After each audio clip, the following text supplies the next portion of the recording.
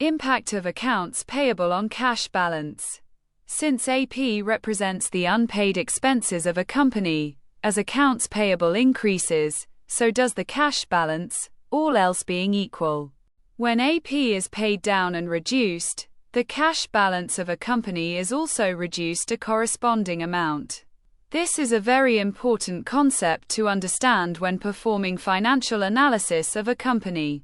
নগদ ব্যালেন্সের উপর প্রদেয় অ্যাকাউন্টের প্রভাব, যেহেতু অ্যাপ একটি কোম্পানির অপরিশোধিত ব্যয় প্রতিনিধিত্ব করে, তাই প্রদেয় অ্যাকাউন্টের পরিমাণ বৃদ্ধির সাথে সাথে নগদ ব্যালেন্সও বৃদ্ধি পায়, অন্য সব সমান।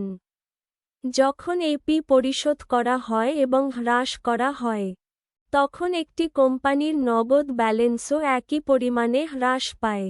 কোনো কোম্পানির আর্থিক বিশ্লেষণ করার সময় এটি বোঝার জন্য একটি অত্যন্ত গুরুত্বপূর্ণ ধারণা। नकद शेष पर देय खातों का प्रभाव।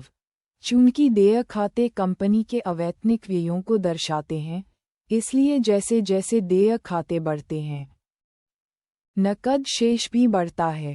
बाकी सब समान रहने पर, जब देय खाते का भुगतान किया जाता है और उसे कम किया जाता है, तो कंपनी के नकद शेष में भी उसी अनुपात में कमी आती है। किसी कंपनी का वित्तीय विश्लेषण करते समय यह एक बहुत ही महत्वपूर्ण अवधारणा है जिसे समझना आवश्यक है। कैश बैलेंस पर काबिल अदायगी अकाउंट्स का असर। चूंकि एपी किसी कंपनी के गैर अदाशुदा अखराजात की नुमाइंदगी करता है, जैसा कि काबिल अदायगी अकाउंट्स में इजाफा होता है, इसी तरह नकद बैलेंस बाकी सब बराबर होते हैं। जब एपी की अदायगी की जाती है और इसे कम किया जाता है, तो कंपनी का नकद बैलेंस भी इसी रकम को कम कर दिया जाता है। किसी कंपनी का माली तज्जिया करते वक्त ये समझना एक बहुत अहम तस्वुर है। Thanks for watching.